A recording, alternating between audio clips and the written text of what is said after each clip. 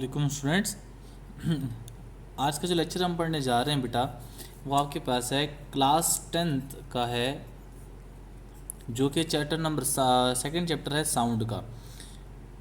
Characteristics of sound आज का article है हमारा कि वो कौन सी करेक्टरिस्टिक्स हैं साउंड की कि जिसके बेस के ऊपर आप डिफरेंट साउंड्स को डिफ्रेंशिएट कर सकते हैं।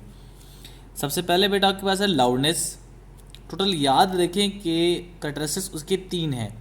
पहले बेटा आपके पास है लाउडनेस, दूसरे बेटा आपके पास है पिच और तीसरी आपके पास है क्वालिटी ऑफ द साउंड। पहले हम डिस्कस करते हैं कि लाउडनेस आपके पास क्या होती है। देखिए बेटा हमारे पास 2 तरह की आवाज़ें हो सकती हैं। टोटल जो हम इस करेक्टरिस्टिक्स में पढ़ेंगे वो 4 टाइप्स की पढ़ेंगे, लेकिन लाउडनेस में जब बात करेंगे तो वो 2 तरह की है। एक होती है लाउड साउंड और एक होती है बेटा फेंट साउंड। लाउड साउंड का मतलब कौन सी होती है, जिसको हम कहते हैं कि ऊंची आवाज़, ठीक है। और फेंट साउंड कौन सी होती है, जिसको हम कहते हैं कि मध्यम आवाज़, जो स्लो होती है। तो बेटा अगर आपने ऊंची आवाज़ और मध्यम आवाज़ that is loud sound and फेंट साउंड के दरमियान डिफ्रेंशिएट करने वाली जो करेक्टरिस्टिक्स है वो आपके पास है बेटा लाउडनेस ऑफ द साउंड।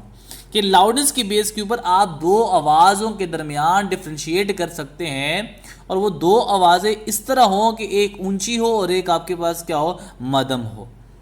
अब जो लाउडनेस है वो आगे फर्दर 3 फैक्टर्स के ऊपर डिपेंड करता है। सबसे पहला फैक्टर हम डिस्कस करते हैं जो बेटा आपके पास है amplitude of the vibrating body. Amplitude of the vibrating body, सबसे पहले एम्पलीट्यूड क्या होता है बेटा। देखिए लेट्स से फॉर एग्जांपल आपके पास ये कोई भी वेव है और वो ट्रैवल की जा रही है, तो ये बेटा मीन पोजीशन है। मीन पोजीशन से लेके वो जो मैक्सिमम डिस्प्लेसमेंट कवर करता है एक्सट्रीम पोजीशन पे, इसको नाम दिया जाता है किसका, एम्पलीट्यूड ऑफ द बॉडी का। अब देखें फॉर एग्जांपल आप क्या करते हैं, कोई भी एक गिटार लेते हैं या स्ट्रिंग लेते हैं सितार के, तो अगर आप उसको प्लग करते हैं, पहले आप उसको स्लो स्लो प्लग कर रहे थे तो उस टाइम मुझे आवाज़ जो क्या आ रही थी वो भी कम प्रोड्यूस हो रही थी, ऊंची नहीं थी। लेकिन एकदम से आपने स्ट्रिंग को प्लग करना स्टार्ट किया वायलेंटली, ज़्यादा तेज़ी के साथ और ज़्यादा जोर के साथ उसको प्लग किया, तो बेटा देखेंगे कि वो आपके पास क्या हो जाएगा कि उसकी आवाज़ भी क्या हो जाएगी, एम्पलीट्यूड क्या हो जाएगी, स्ट्रिंग की बढ़ जाएगी, जिससे आवाज़ की लाउडनेस भी क्या हो जाएगी, बढ़ जाएगी। तो इसका मतलब क्या हुआ कि लाउडनेस का डायरेक्ट रिलेशन आ रहा है किसके साथ, amplitude of the vibrating body के साथ, कि एम्पलीट्यूड के ऊपर आपको डिपेंड कर रहा है, डायरेक्ट रिलेट कर रहा है। इसकी मिसाल इस तरह बेटा कि फॉर एग्जांपल आपके पास कोई भी 2 बॉडीज़ हैं, एक का एम्पलीट्यूड ज़्यादा है और एक का एम्पलीट्यूड ऑफ वाइब्रेटिंग बॉडी क्या है, कम है। तो जिसका लार्ज एम्पलीट्यूड होगा उसकी जो साउंड होगी वो भी आपके पास क्या होगी, लाउड होगी, और जिसका एम्पलीट्यूड कम होगा उसका जो आपके पास साउंड होगी वो भी क्या हो जाएगी, स्मॉल हो जाएगी। दूसरा फैक्टर आपके पास है एरिया ऑफ वाइब्रेटिंग बॉडी। इसकी मिसाल बेटा कुछ इस तरह है कि फॉर एग्जांपल आपके पास कोई भी 2 से ड्रम है, एक बड़ा ड्रम है जिसका एरिया ग्रेटर है और एक बेटा आपके पास छोटा ड्रम है जिसका एरिया क्या है, स्मॉल है। जब आप छोटे ड्रम को आप बीट करते हैं तो उससे जो आवाज़ प्रोड्यूस होती है वो कदरे ऊंची नहीं होती बल्कि थोड़ी सी आपके पास प्रोड्यूस होती है। इसके बरक्स जब आप बड़े ड्रम को बीट करते हैं तो उसकी आवाज़ दूर दूर तक हम सुनाई दे सकते हैं, उसको सुन सकते हैं। वजह क्या है कि जो बड़ा ड्रम है उसका एरिया क्या है, ग्रेटर है, और जो छोटा ड्रम है उसका एरिया क्या है, लेस है। इसकी मिसाल कुछ इस तरह भी है कि अगर मैं इस मार्कर बेटा पेन है इसको मैं प्लग करता हूँ तो आवाज़ कम प्रोड्यूस होती है। इसी तरह इतनी फोर्स के साथ अगर मैं इसको प्लग करूँ तो बेटा इसकी आवाज़ इस मार्कर के मुकाबले में क्या है, ज़्यादा है। क्यों, क्योंकि इस का जो टेबल है उसका वाइब्रेटिंग बॉडी क्या है, इसका एरिया क्या है, ज़्यादा है, और इस मार्कर का वाइब्रेटिंग आपका एरिया क्या है, उसका कम है। तो देखिए बेटा कि एरिया के साथ वाइब्रेटिंग बॉडी का क्या आ गया, डायरेक्ट रिलेशन आ गया। एरिया आप बढ़ाएंगे तो आपके पास लाउडनेस क्या हो जाएगी, बढ़ जाएगी। एरिया आप कम करेंगे तो लाउडनेस ऑटोमेटिकली क्या हो जाएगी, उसके साथ कम हो जाएगी। तीसरा फैक्टर इंतहाई आसान है जिसका distance from a vibrating body. बेटा आपने अक्सर देखा होगा अगर आप एक पॉइंट के ऊपर स्टेशनरी हैं, स्टॉप के ऊपर खड़े हुए हैं और एक एम्बुलेंस आपके पास से गुजरता है, तो जब वो आपकी स्टॉप के पास से गुजरता है उस टाइम उसकी आवाज़ ऊंची होती है, आप उसकी आवाज़ को क्लियर सुनाई दे सकते हैं आपको। लेकिन अगर यही आपका एम्बुलेंस आगे ट्रैवल करता है, आपसे दूर जाता है, तो उतनी उसकी आवाज़ आपको कम सुनाई देती है। तो मतलब क्या होगा कि डिस्टेंस जितना ज़्यादा बढ़ता जा रहा है लाउडनेस क्या होती जाएगी, कम होती जाएगी। अगर आप डिस्टेंस कम करेंगे तो लाउडनेस ऑटोमेटिकली क्या हो जाएगी, उसकी ज़्यादा होती जाएगी। इसका मतलब है कि इसके साथ यहाँ पे इसका क्या है, इन्वर्स रिलेशन है कि लाउडनेस अगर आप डिस्टेंस बढ़ाएंगे तो लाउडनेस क्या हो जाएगी, कम हो जाएगी। इस तरह फॉर एग्जाम्पल ये सोर्स है और ये बेटा आप लिसनर है, जब आप सोर्स के करीब, सोर्स वो आपके पास है जो एक खास साउंड को प्रोड्यूस कर रहा है, आप उसके करीब खड़े हुए तो लाउड साउंड या ग्रेटर साउंड आपको सुनाई देगी। लेकिन अगर आप इससे अपने आप को दूर लेके जाना चाहें और लेके चले जाएं तो डिस्टेंस ज़्यादा हो गया आपके और साउंड और सोर्स के दरमियान, तो अब आपका आवाज़ क्या सुनाई देगी, कम सुनाई देगी। इसलिए हम कहते हैं कि इसका आप इसके साथ इन्वर्स रिलेशन है। दूसरा फैक्टर आपके पास है बेटा कि pitch of the sound. Pitch of the sound में हम एक और साउंड को हम देखते हैं, एक श्रिल है और एक ग्रेव है। श्रिल का मतलब क्या होता है, उर्दू ज़बान में इसको कहते हैं बारीक, और ग्रेव का मतलब क्या होता है, भारी।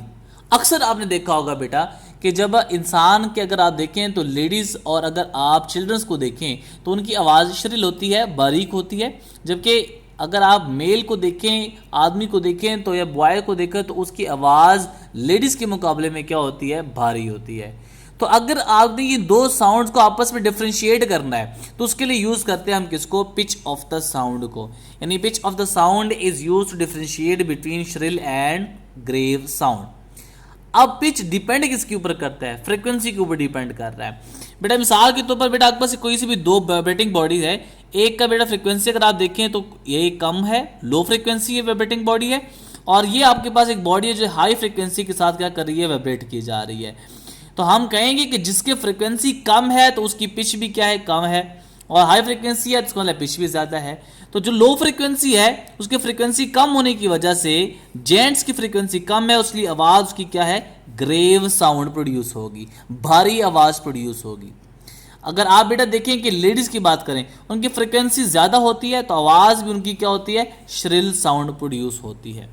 तो इसलिए हम कहेंगे कि पिच एक ऐसी आपके पास करेक्टरिस्टिक्स है ऑफ साउंड की कि जिसके ज़रिए से आप डिफ्रेंशिएट कर सकते हैं बिटवीन अ श्रिल बारीक साउंड एंड अ ग्रेव जो कि भारी साउंड के बारे में। इसको कहते हैं बड़ा इंपॉर्टेंट क्वेश्चन आता है बेटा whether board point of view से और बोर्ड पॉइंट ऑफ व्यू से, बड़ा इंपॉर्टेंट क्वेश्चन है कि how we can differentiate, question आता है how we can differentiate between grave and shrill sound, कि हम किसी भी भारी और बारीक आवाज के दरमियान कैसे डिफरेंशिएट करेंगे। आप इसका आंसर जब लिखेंगे तो आप लिखेंगे कि by pitch we can differentiate between shrill and grave sound because pitch depends upon the frequency, greater frequency sound will be shrill sound and the lower frequency of the vibrating body will be a grave sound. ठीक है, जिसकी frequency ज्यादा होगी तो वो shrill आवाज produce करेगा और जिसकी आपकी फ्रीक्वेंसी कम होगी वो ग्रेव साउंड को प्रोड्यूस करेगा। लास्ट कैरेक्टरिस्टिक आपके पास है बेटा है quality of the sound. Quality of the sound क्या है बेटा, कि अगर आपके पास किसी रूम में एक इंस्ट्रूमेंट आपके प्लग हो रहे हैं और हर उसकी साउंड की जो पिच है वो भी सेम है और लाउडनेस है वो भी क्या है, सेम है, तो अगर आपने डिफ्रेंशिएट करना है डिफरेंट इंस्ट्रूमेंट की आवाज़ को तो उसको हम कहते हैं कि वो क्या है, quality of the sound. Quality of the sound एक ऐसी करेक्टरिस्टिक्स है साउंड की कि जिसके ज़रिए से आप दो साउंड्स के दरमियान डिफ्रेंशिएट कर सकते हैं, इनका लाउडनेस भी सेम हो और उनकी पिच भी क्या हो जाती है, सेम हो जाती है। फ़र्क कहाँ पे आता है, उनकी नोट्स की प्रोडक्शन के में फ़र्क आता है। नोट्स डिफरेंट आपके पास होते हैं जिसकी वजह से हम डिफरेंट इंस्ट्रूमेंट के साउंड को डिफ्रेंशिएट कर सकते हैं। अब जब नोट्स डिफरेंट हो गए ना बेटा तो इसका मतलब क्या है कि उनकी जो वेव फॉर्मेशन होनी है वो भी क्या हो गई है, डिफरेंट हो गई है। अब डिफरेंट इंस्ट्रूमेंट है तो उनके जो आपके पास वेव फॉर्मेशन है, वेव फॉर्म्स होगा वो भी क्या होगा, डिफरेंट होगा, तो उसकी वजह से वो अपनी आवाज़ को भी डिफरेंट प्रोड्यूस करेंगे। तो हम कहेंगे कि ये आपकी एक साउंड है, एक पियानो की हो गई है, ये आपकी गिटार की हो गई है, ये आपके पास सितार की हो गई है या वायलिन की हो गई है। अगर एक ही रूम में सारे इंस्ट्रूमेंट को आप प्लग करें तो आप बाहर रूम के खड़े होकर भी डिफ्रेंशिएट कर सकते हैं कि ये वायलिन की आवाज़ है, ये गिटार की है, सितार की है या आप किसी इंस्ट्रूमेंट की है। वेव फॉर्मेशन देखें जरा बेटा, अगर आप ट्यूनिंग फॉर्क को वाइब्रेट कराते हैं तो उसकी कुछ वेव फॉर्मेशन इस तरह है, लेकिन अगर आप फ्लूट के देखें तो उसकी डिफरेंट है। तो आप देखें ट्यूनिंग फॉर्क और फ्लूट की जो वेव फॉर्मेशन है, वेव फॉर्म्स है वो डिफरेंट बन रही है। तो इसकी बेस के ऊपर हम क्या कर सकते हैं, ट्यूनिंग फॉर्क की आवाज़ को फ्लूट की आवाज़ से डिफ्रेंशिएट कर सकते हैं। इस तरह बेटा एक और इंस्ट्रूमेंट क्लैरिनेट आपके पास है, अगर इसकी आप वेव फॉर्मेशन देखें तो वो फ्लूट से भी डिफरेंट है और ट्यूनिंग फॉर्क से भी डिफरेंट है। तो देखिए वेव फॉर्मेशन डिफरेंट हो रहा है, तो उसकी वजह से हम क्या कर सकते हैं, आवाज़ को भी डिफरेंट हम उसको लिख सकते हैं या उसको हम सुन सकते हैं। ये आपके पास था कि एक रेडनेस ऑफ द साउंड के बारे में, जो बड़ा इंतहाई इंपॉर्टेंट आपका लॉन्ग क्वेश्चन है। उम्मीद है बेटा आपको समझ आया होगा, आप कमेंट में क्वेश्चन पूछ सकते हैं। नेक्स्ट लेक्चर में एक और आर्टिकल के साथ हाजिर होंगे, तब तक के लिए बेटा फिर अल्लाह हाफिज़।